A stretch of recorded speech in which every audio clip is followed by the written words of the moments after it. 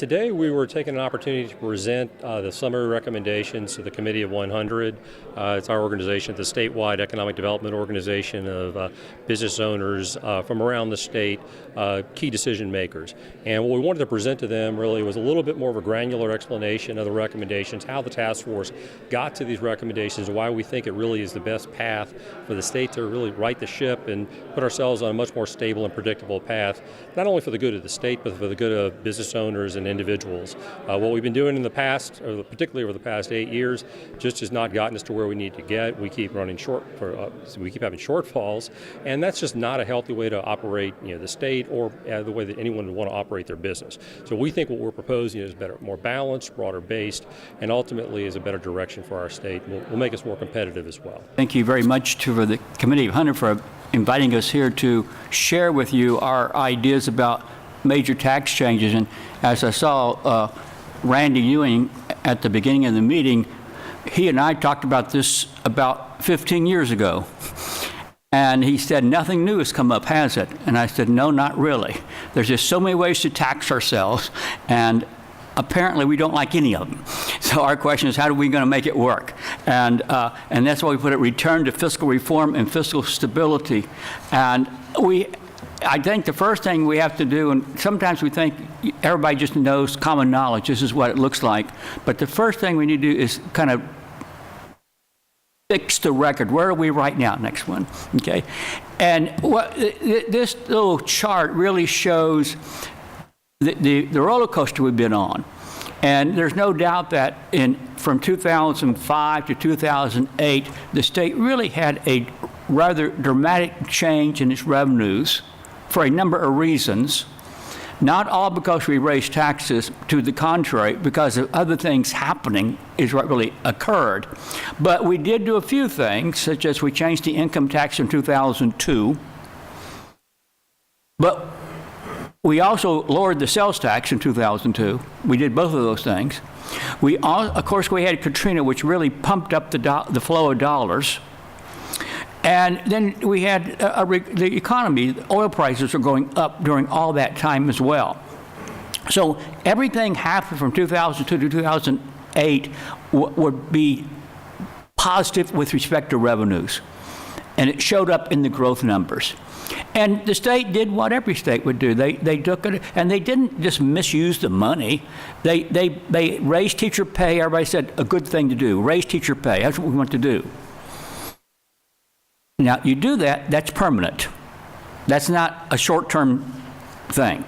They said, we're going to make the higher education 100% funded according to the SREB average.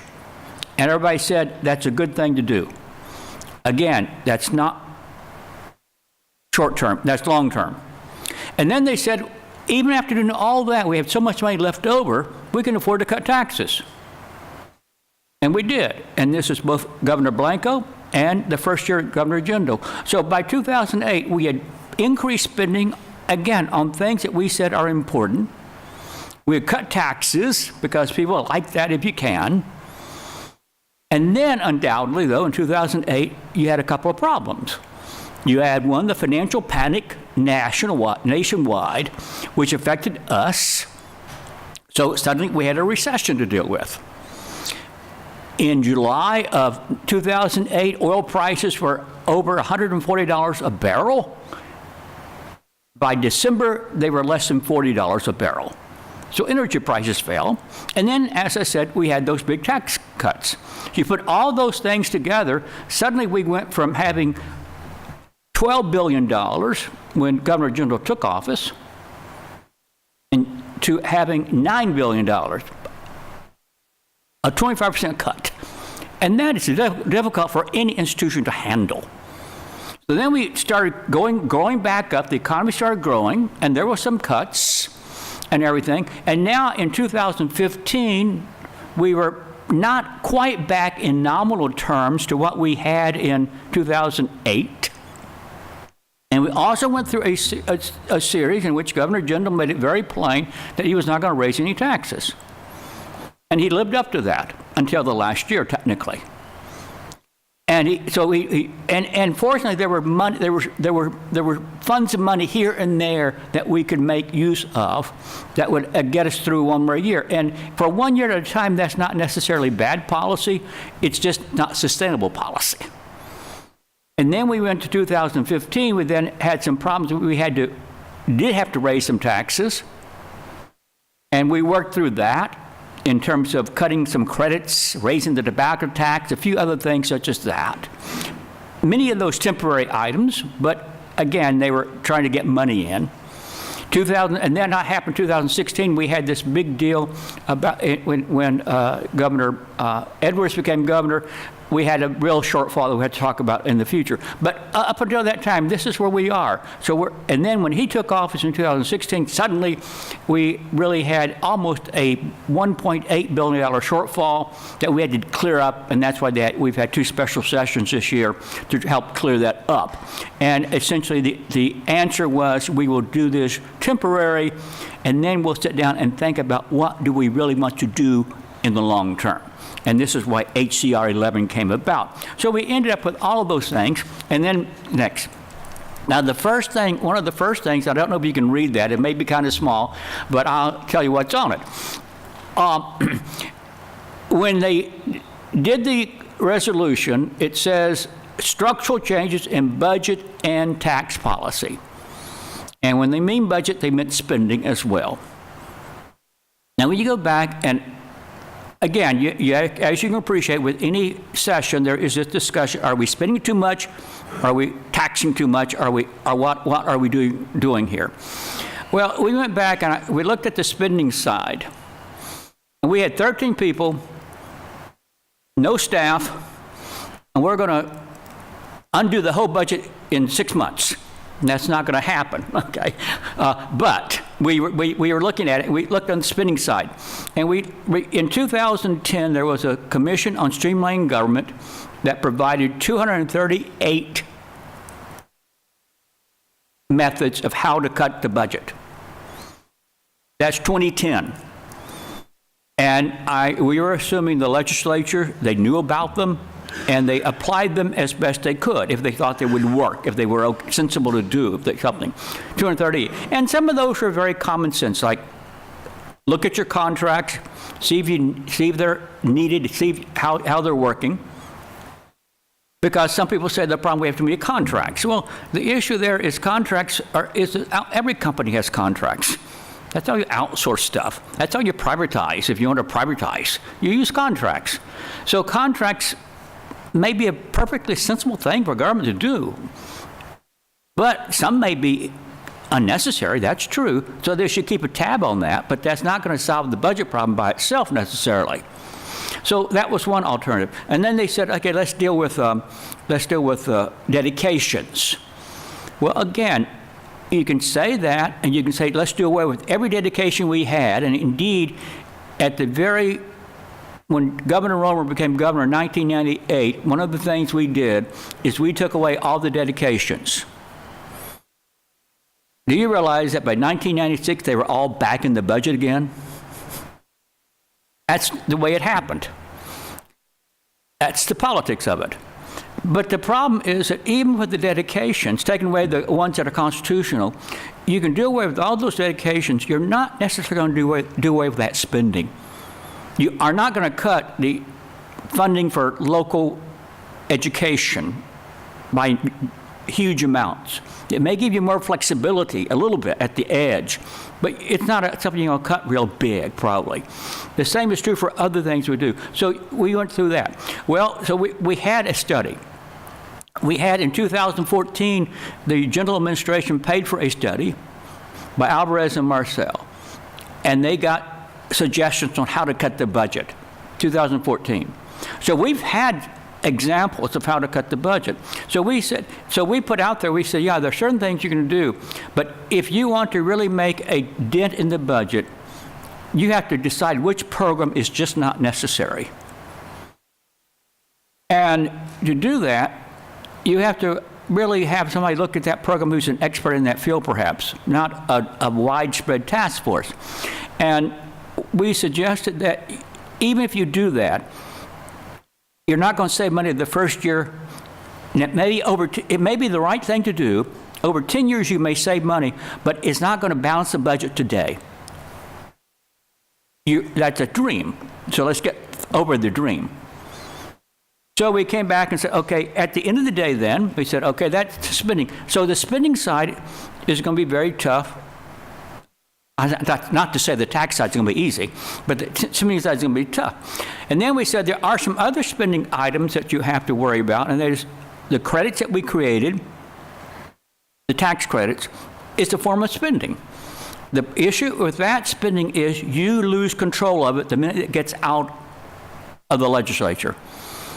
How big it will be depends on what happens in the private sector. How many credits are generated. So in that situation, that's a different type of spending issue, and we have to figure out how we're going to deal with that. So again, the credits are not there to be, they're not wasteful. They're not for frivolous projects. They have a purpose. They have a goal. They have a result. The question is, can we afford all of them? So on the spending side, that's difficult to deal with too, but not that we are saying we shouldn't ever look at it, but we have to look at it very carefully, piece by piece. There's no big one method that will take care of all the spending issues.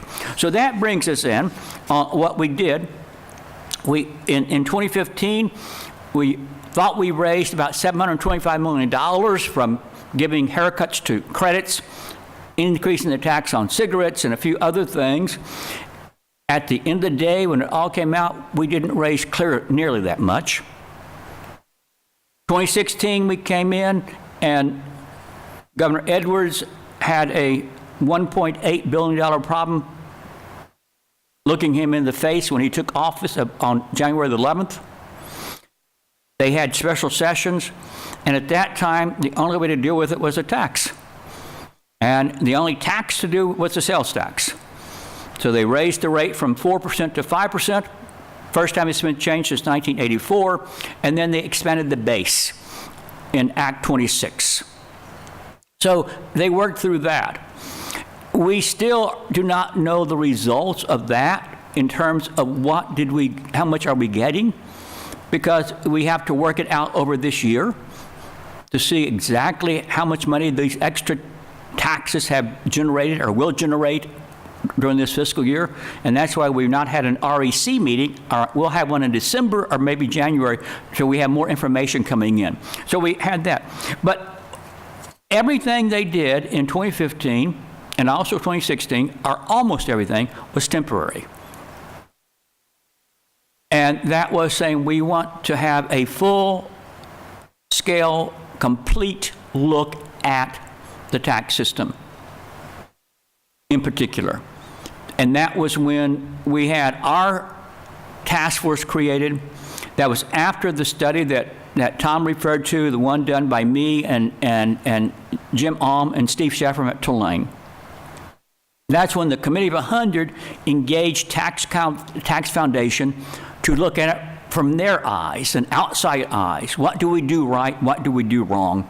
How can we improve it? And then we had the task force. And we went over all of these alternatives. We looked at the studies, and as Tom was saying, we had a very wide, well spread out force, people looking at it who see the world differently, who represent different constituents, and who have a feel for the state's fiscal stability, though. So we had that.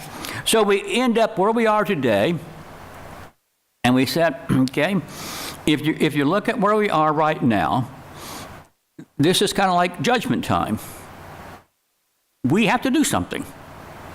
We cannot sit around and do nothing. And that's why we're going to say the session in 2017 is going to be a blast. They are going to have fun. Okay? They're going to have to make a decision. And today, we balance the budget, but even for 2017, if we look at the numbers coming in right now, we will not have a balanced budget right now. It will be a deficit. The question is, if it's going to be 200 or 300. or so. It's how much. It's not a matter of will we have a deficit. We will have a deficit. Unless the world turns around suddenly in about another month. So we have to fix that, but we have this $1.8 billion problem. And people, I know Don was talking about economic development before and all the things he's doing. Stability, predictability, knowing that if I come to Louisiana to be a business, I'm not going to suddenly have a big tax increase because of this problem they can't seem to solve. We really need to find a permanent solution. That's why we talk about fiscal stability.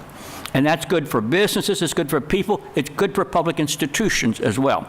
So we start and we come to say, okay, what are our choices? And we look down and it's as if you're looking at the map and you say, golly, isn't there a line in there that says tax people in other states? No, there's not such a line. So we went down and said, okay, we start at the bottom and we're going as sort of the top, start at the bottom, and we said we looked at the excise license tax, which is really insurance premium, and that is a little game all by itself. And we said we need to shut that off and look at that, and there's no doubt that has been a huge growth tax in the last 3 or 4 years. But we said we don't want to touch that one because there are other parts that we had to work on. We said we're going to push that off. Talk about that in the future. A special task force would be nice to talk about that one. But we don't want to mess around because you can do damage there before you know it. So we decided that we'd put that aside to look at that separately as an individual tax. And besides, it's been a big growth tax. We want to keep it that way. We said gaming. Looking at the gaming taxes here in the state compared to other states, Mississippi in particular, we have a very high rates, but we have a very different environment. We decided when we came to video the boats that we would have a limited number. The state would be a monopolist of a sort, so you can only have 15, and we're going to set a very high tax rate. And we did that. Mississippi went the other way. They're going to have an open market. You have as many boats as you want. This is the tax. You just have to get permits. But if you come in and you fail, that's your problem. It's an investment decision on your part. So we have done the taxing on the boats. And we have a one-land-based casino, we have video poker, we have the lottery, we have all of those elements, almost every form of gaming that you can have. That's not going to be an area. Besides, it's not a growth area. It's relatively lethargic in growth. To end up with that, we have the gasoline, the special fuels. We took the gasoline special fuels, we said, hey, that is going to be put aside for infrastructure issues the way it is right now. There's a task force for infrastructure. We're not going to touch those taxes because I'm sure that at some point, if they want to change the infrastructure, they will have to go to those taxes probably. So we're not going to touch those taxes. We came up to the sin taxes, the tobacco, the beer, the alcoholic beverages. We touched those taxes in 2015 and 2016. We can't go back there anymore. And besides, it cannot generate $1.5 billion. So we're now down to the big four: sales, income, corporate, and severance. And we said, okay, on severance, we don't want to change the severance tax right now. At this time, it doesn't make any sense. The only thing you might do is the horizontal drilling exemption, but we've done that in 2015. We made some provisions in that in 2015, reducing it rather substantially if the price of oil goes up. Now, we're not even close to even beginning undoing it. We can debate that, but right now it's not a big deal in the tax credit issue or the exemption issue. So we said not touching that. On the corporate income tax, we took a few looks, and quite honestly, in 2016, they made some improvements in the definition of what is taxable. They made improvements in trying to enforce the taxation. So in that sense, they made some very definite changes in the administration of it. That we think will work out over time. What we have done is we have altered the statutes. We are then giving the ball to Kimberly, and working with the corporate sector, we'll have a more stable, and we think also a more apt growing corporate income tax.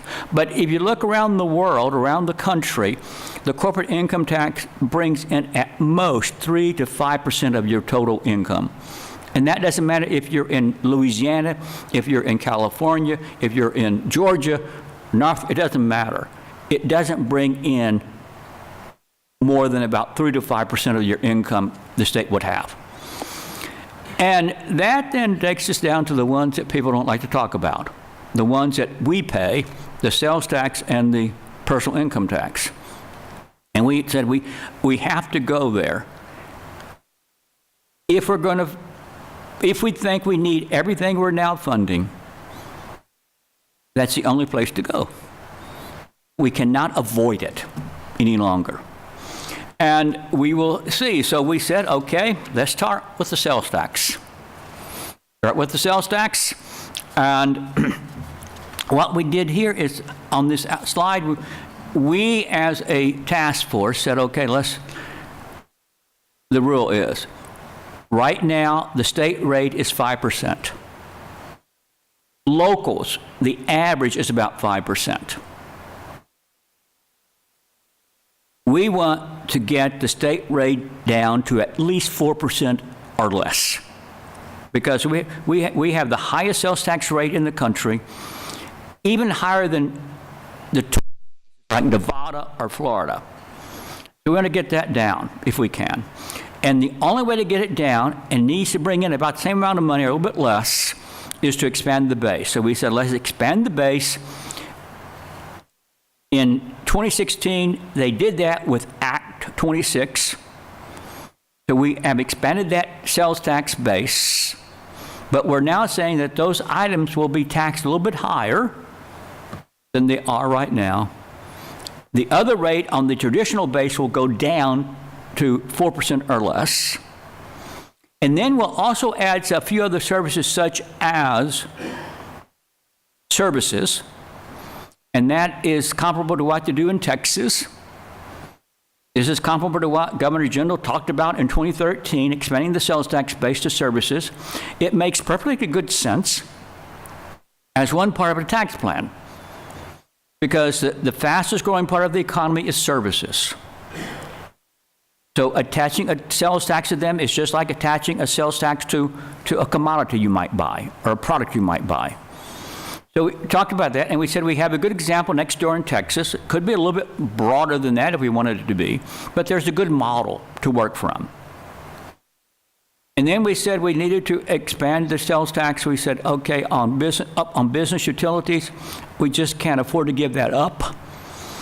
It may not be the best. We may have to institute some rebate programs associated with it merely for competitive reasons, but we need to expand it to business utilities.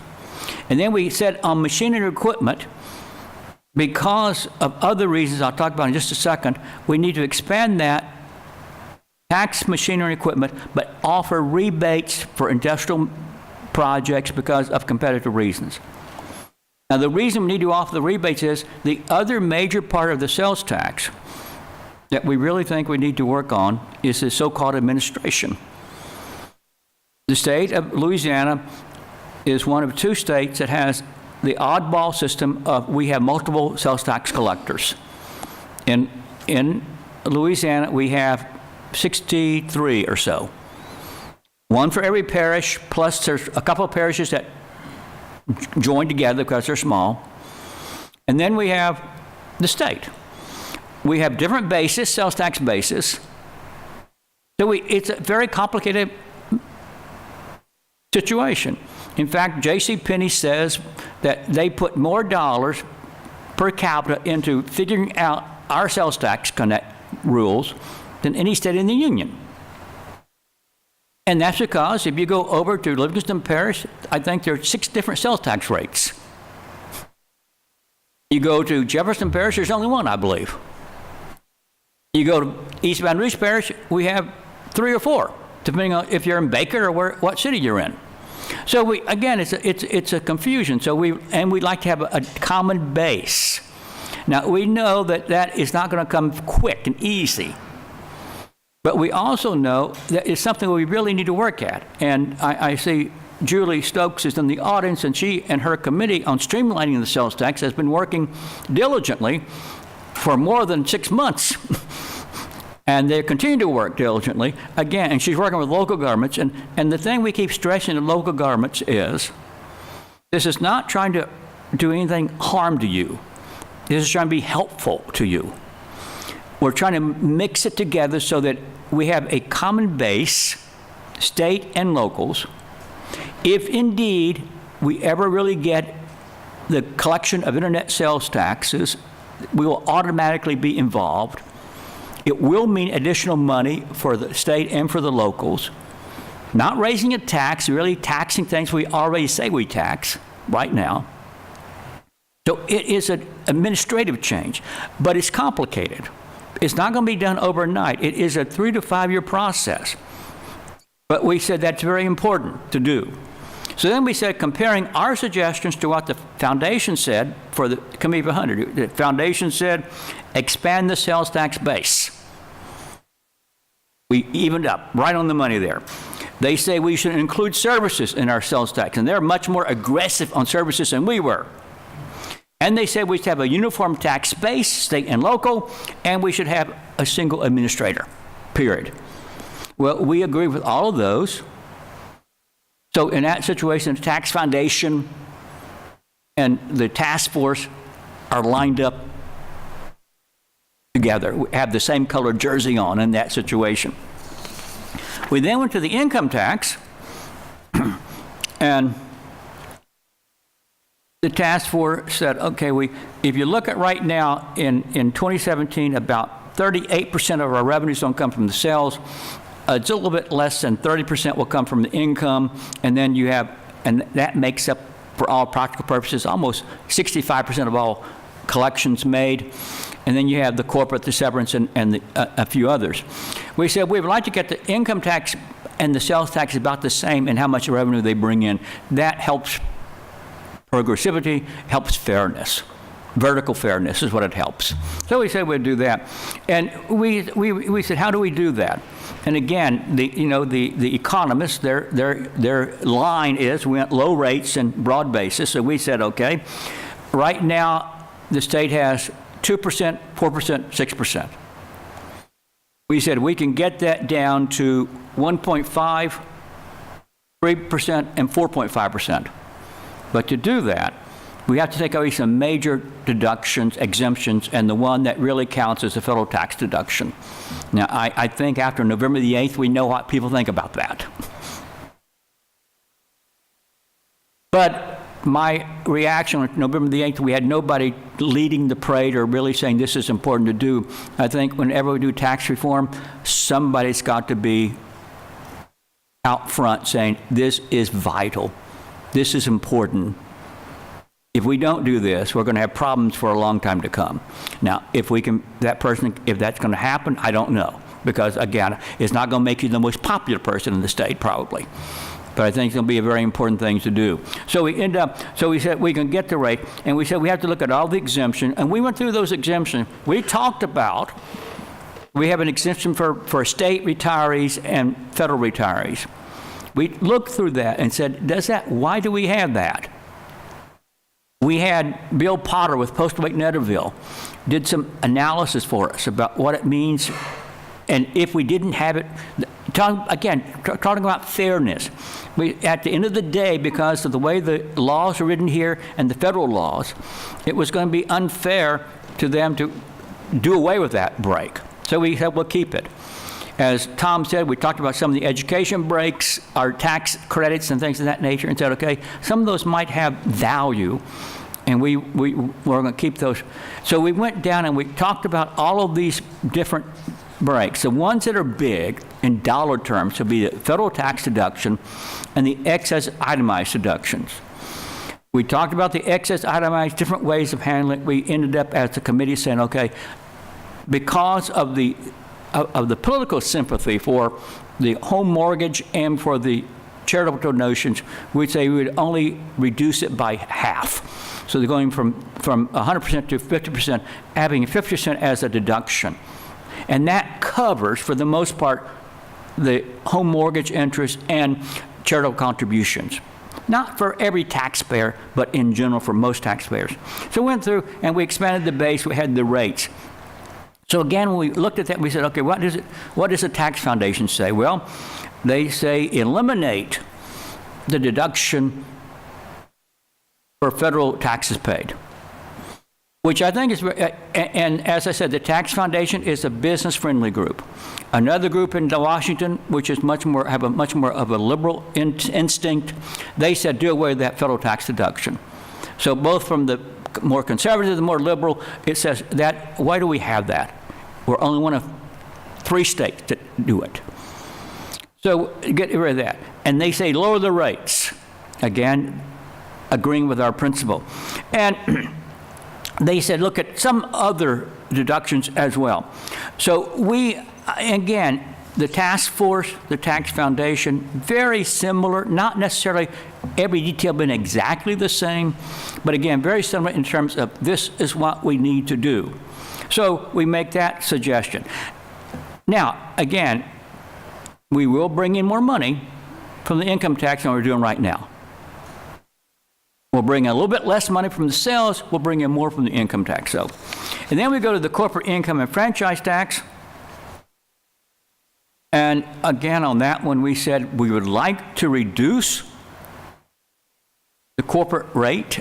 Our top rate is 8%. We want it lowered. That was on the ballot, and it did not win. But we still think that's a good idea. We still need to focus on it. To do that, we need to get rid of the federal tax deduction. That costs the state about $200 million each year or so. So we put that down. And then, as I said, we still had some, we're now back at the point of the administration of the new laws that were passed in 2015 and 2016. We're now I think we need to just keep our eye on that. On the franchise tax, because of the dollar involved, we said we need to put that into the Revenue Department and the newly created Tax Institute. And they need to at least focus on how do we get that down to a much lower level or totally eliminate it. Because again, the franchise tax is one of those taxes that we don't do it like other states. It's almost like it's like a property tax in this state. In most states, it's a very, very small number. In our state, it's a very big number. So we would like to get that down, but we know it brings in cash. We just can't do away with it immediately. So we're going to work it down, and we essentially pass that ball to the Tax Institute and the Revenue Department. Again, with respect to the Tax Foundation, they agree, remove the federal tax deduction. They said get the rate down. They want to go down to as much as 5%. That may not be possible, but we want to get it down too. They want to rethink the carrybacks that we got rid of in 2015. We disagreed on that one. We want to just have the carry forwards is all. And then they made no recommendations on the franchise tax to speak of. But again, our suggestions are very comparable to what the Tax Foundation is saying as well. So that's and then the other point we go to is the property tax. And this is where a big deal about state locals. And again, it's a different culture. We always compare ourselves to Texas in many ways, and the thing you have to remember about Texas is Texas has a different structure in terms of the state does certain things, the locals do certain things, and they don't cross boundaries. In our state, we tend to be, the state is the big kid, and they do everything. They help the locals. There's a lot of interdependency built up. Again, that is something that's been happening for many years. It's not something brand new. So two very different cultures. So if we want to be like Texas, we're going to have to really change our culture too. So we're saying, okay, one of the things we do on the property tax is we say that's the locals' revenue, but we do note that we have a number of, the state has some input there. So the committee made, I guess, 3 to 4 major suggestions. First, we were asked, okay, shouldn't we do away with the homestead exemption, or should we not reduce it, or shouldn't we not do something with it? And my comment was, let's think about what's happened over the last 30 years. In 1980, and this is when, after we had double-digit inflation in the 70s, nobody liked the property tax. If you're in California, you had Proposition 13. Here, we raised the homestead exemption from $3,000 to $7,500. And everybody said fine. And indeed, in that, we put millage increases on all other property. So we did that, but we've maintained it. We have not increased it. And inflation has been helpful to us. Housing values have gone up. The exemption has stayed the same. So essentially now in 2016, residential property is paying a lot more of the property tax than they did in 1982. And if we merely keep it the way it is, keep it from going up, we're going to win. It's a long haul. It's a long game. But again, all public policy is a long game. So I think in that sense, we have, as long as we can keep the homestead exemption where it is right now, we don't need to increase it. We don't need to reduce it. Just keep it where it is. And we've won that game for the last 35 years, even though there's been attempts to raise it. And so we keep that. Then we say, okay, the next big one is the industrial tax exemption, which the governor has done something about, which Don referred to in his presentation. And on that particular exemption, inflation has helped the taxpayer, the industrial side, and not the state or the local government, because the values have gone way up. In the 1980s, an average investment was like $500 million, was considered to be big money.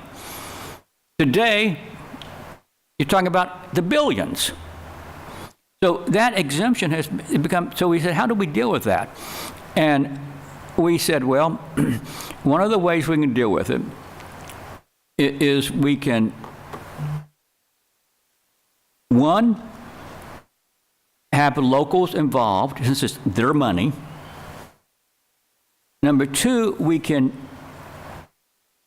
have up to 100%, does not have to be 100%, for the first 5 years. It can be a smaller number of years. So we asked, how can we, again, we wanted to be competitive. We got to be competitive. But at the same time, we need to say that if you're using public services, you have to also pay a little bit for them. So we went through and we said we would, again, looking at what other states were doing, we would put down that number. So we would take it down to the first 5 years up to 100%. The renewal will be up to 3 years for up to 80%. And then we'd also suggest that locals would be involved, and we suggest that we should actually codify that. We don't want this to change every 4 years with every new governor. We want it to be part of a stable, long-term system. So we talked about doing that, and we suggested those things. Again, very similar to what had been suggested by the Tax Foundation, not word for word, but very similar to that. And then we said that was one major tax source. And that second one was the inventory tax credit, which is a big deal. And we said what we need to do there, the reason we have a credit today is because in the 1990s, we said the inventory tax was a bad tax. The only way to get rid of it was for the state to bear the burden. We could not impose the burden on the local governments.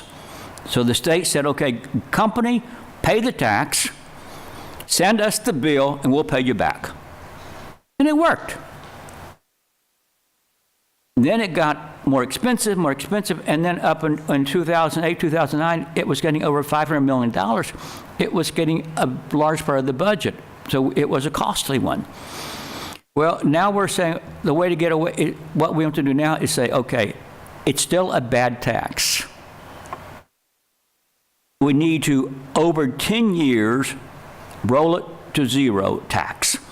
That means we are subtracting the tax, taking inventories off the tax base for local governments. We know that. We're saying in the same process, we're increasing the millage, or if they need to increase the millage.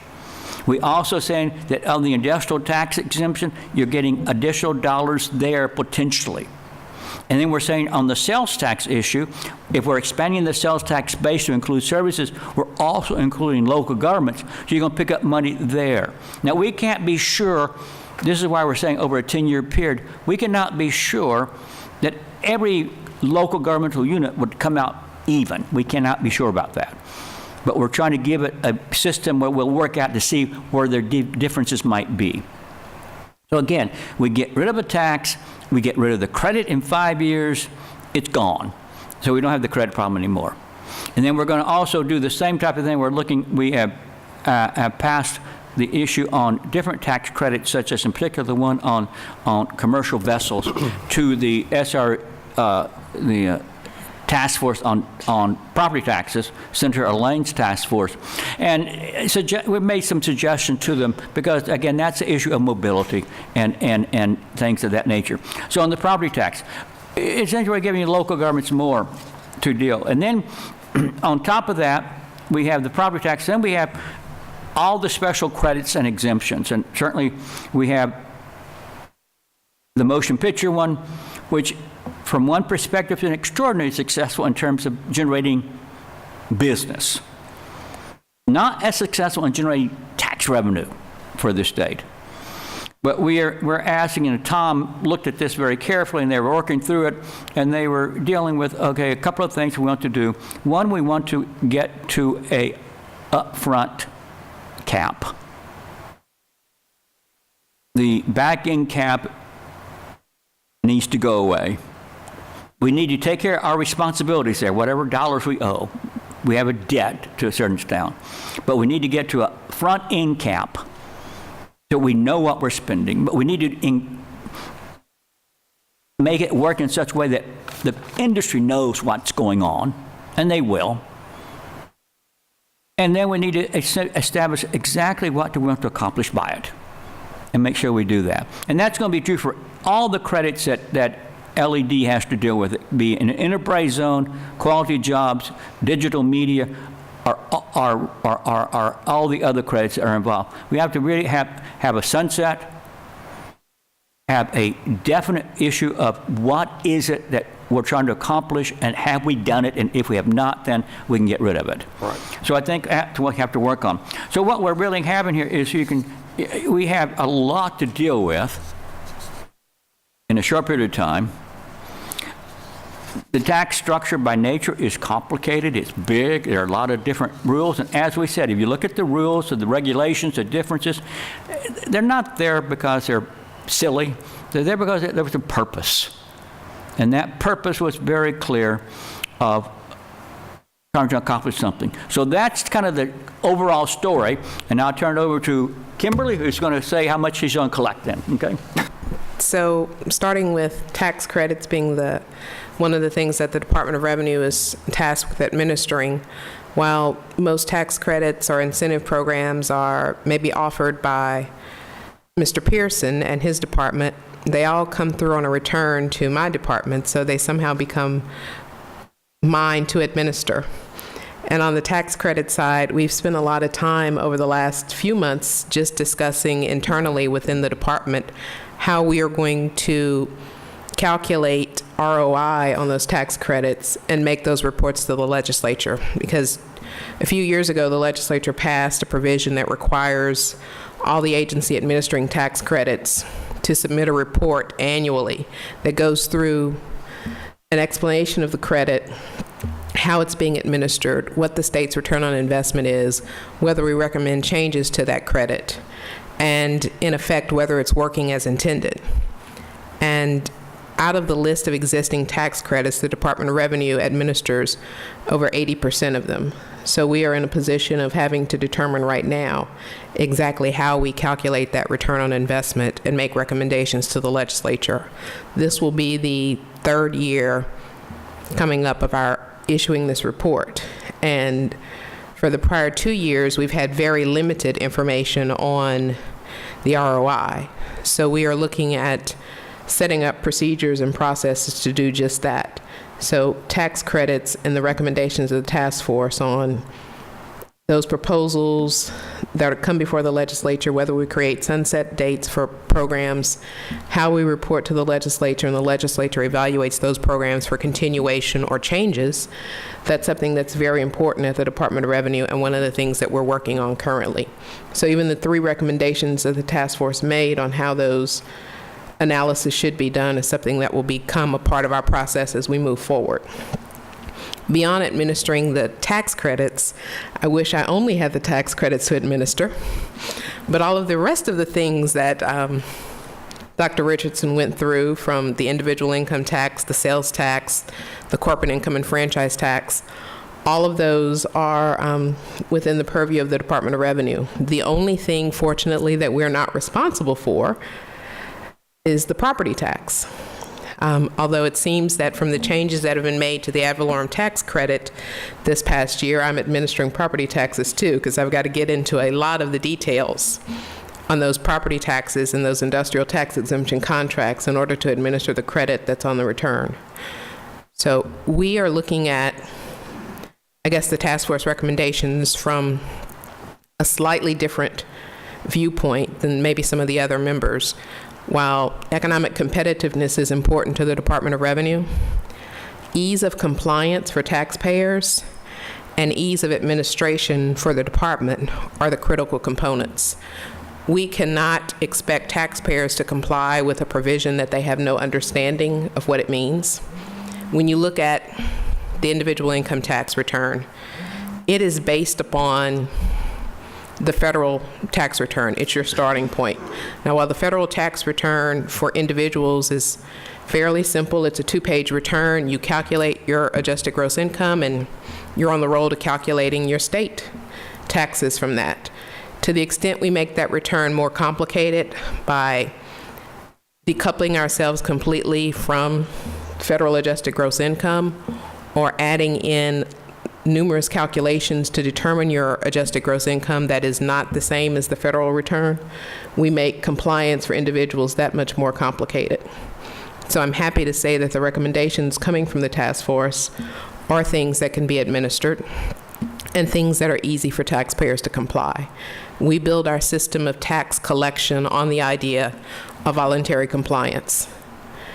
While everyone thinks that the Department of Revenue has an unlimited staff, we are unfortunately not as large as one would think, including the Office of Charitable Gaming and the Alcohol and Tobacco Control Unit. We're 700 employees.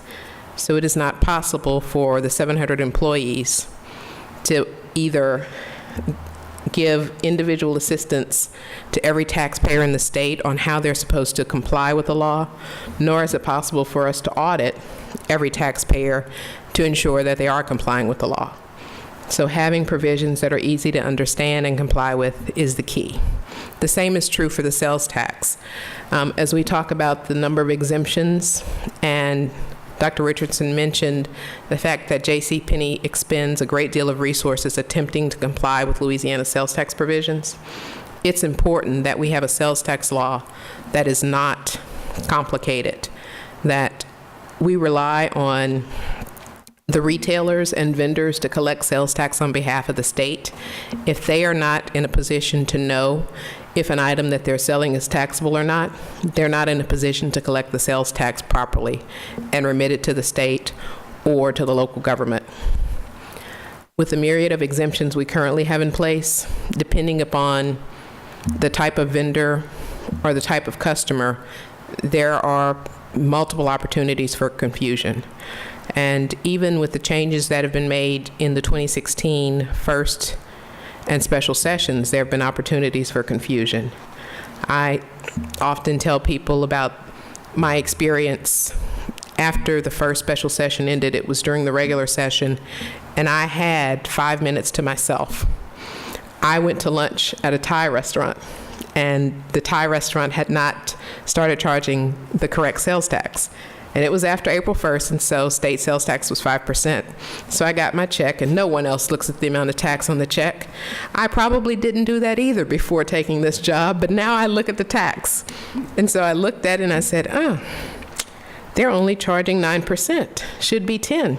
So I tell the manager, and he says, well, I actually wrote it on the ticket for the waiter, and he went to the manager, who's also the owner, and he comes to find me, and he's like, nobody told me that the tax rate went up.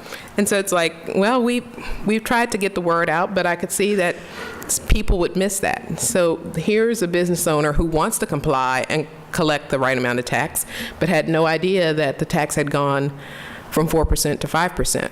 And he was upset with his CPA. I see that the CPA Society is in the room. I said, well, I'm sure your CPA has sent you something, you just missed it. But he was going to quickly program, good plug for the CPA Society. You go, Ron. He was going to make sure that he changed his system immediately. But he was just one business owner who was in that position of not knowing that the law changed, what day it was effective. And his was a simple not having increased the rate from 4% to 5%. It wasn't a question of whether an item that was previously exempt from tax was now subject to tax, or what the correct rate was, whether it was 3% for 3 months, or whether it was 5% for 3 months, or whether it was something that changed at all. So having laws that the general public can understand, as well as the tax collectors at the local level and my staff at the state level, is something that's very important. So that's been the focus, or one of my focuses, as we walk through the task force recommendations, making sure it was not something that was going to be complicated and have our compliance numbers go way down. In addition to my concerns with administration and compliance, I have a slightly different perspective, having spent the last 8 years of my career representing clients that, one, attempt to comply with the tax laws, get audited, and those that have used the economic development incentive programs. So even understanding some of the things that business owners and taxpayers think from that side of the table has added something to our discussions and how we move forward. Even some of the recommendations on things like how we treat, under the ad valorem tax side, payments in lieu of tax, and how sometimes that works very well, and sometimes it's something that both the local government and the business that may be looking at a payment in lieu of tax have to come together and realize that this doesn't work because there are certain things that are not allowed under existing law. So that's been my perspective on how we move forward with our HCR 11 recommendations. And I agree with Jim. 2017 is going to be, did you say it was a bang-up session? It's going to be a blast. It's going to be a blast. So I agree. 2017 will be a blast. We're looking at a fiscal cliff at come fiscal year 18. We made a lot of temporary fixes and temporary adjustments that are not generating the revenues that the state has traditionally relied upon, even though we're making cuts every year. And so as a result, we're going to be facing a more than $1 billion, possibly $2 billion shortfall in just a little over 2 years if we don't make these adjustments now. And we think we can do it now in a way that will not be painful, that will be essentially just put us on a more stable path going forward. Tax reform is necessary because, one, we have a bunch of temporary taxes. Number two, we have a large deficit coming up. Number three, we need to have stability for a long time, not for a year, but for 10 years or 20 years. And that means tax reform. In 2017, we need to look at all aspects of our tax system. We need to look at both the sales tax, the income tax, and our other taxes that aren't necessarily often thought of as part of our tax structure, like the severance tax. We're not recommending changes to the severance tax, but we do have to consider how all these pieces work together, and we need to look at all parts of our tax system. We can no longer afford to have these structural deficits and deal with these deficits. The mid-year budget cuts are just another example of a continuing example of how the state is struggling to make ends meet, literally struggling to make ends meet. And unfortunately, we've gotten to the point where we don't have any good choices. I mean, we really don't have any choices except to restructure and retool and get ready for the 21st century, because if we're not careful, we're going to miss a golden opportunity to really make this state shine in terms of economic development and opportunity for that next generation that's coming up after us. First thing is the public has to begin to understand both where we're coming from, the situation that we're in, but also what the solutions are that we're talking about. And that's not an easy task because, people are busy in their lives. They have a lot of things going on. There's a lot of complication of that. So, I really and truly, I think the biggest thing is, one, we need to get the legislature understanding things and where we are, but we also need to get the public along at the same time.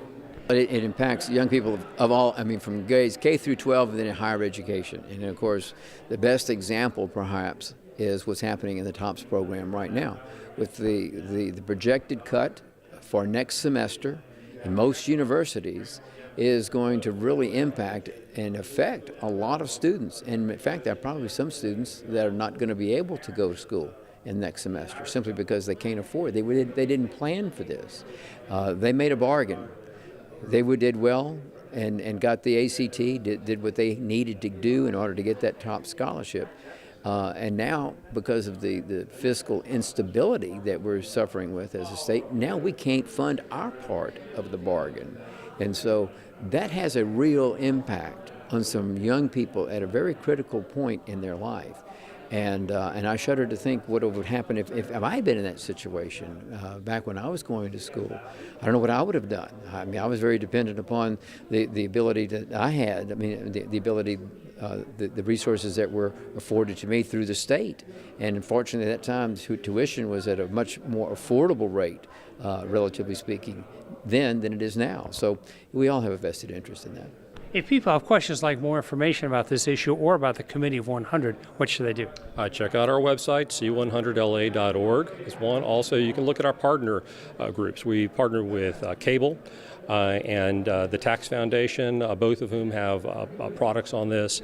And we'll be putting more stuff on our website that reflects some of the presentations made today.